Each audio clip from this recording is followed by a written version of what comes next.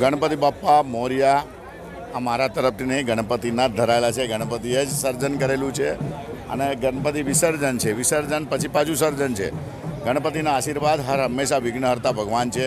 11 દિવસ સુધી લોકોએ જ્યારે પાઠ પૂજા અર્ચના કરી હોય ત્યારે સંસ્કારી નગરીના જે ધર્મના સાથે જોડાનારા સમગ્ર યુવક મંડળો જ્યારે ખૂબ મહેનત કરે છે અને વિસર્જન ટાઈમે આવે છે ત્યારે તમે જુઓ કે આ કોર્પોરેશનની સુંદર વ્યવસ્થા સાથે પોલીસનું સુંદર વ્યવસ્થા, ફાયર બ્રિગેડની વ્યવસ્થા સાથે અમારા જે સ્વયંસેવકો છે લોકોની મદદ રહીને તળાવની આજુબાજુ સાથે તળાવોની આજુબાજુ સાથે પ્રસાદનું વિતરણ. તો આ સંસ્કાર છે, આ ધર્મ છે.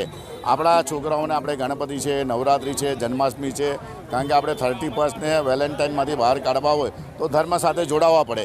તો આ ધર્મ સાથે મોટી સંખ્યામાં, હજારો નહીં લાખોની સંખ્યામાં જ્યારે યુવાનો જોડાયા છે. આજે અહીંયા લાડુનો પણ પ્રસાદ છે, સમોસા પણ વિતરણ છે.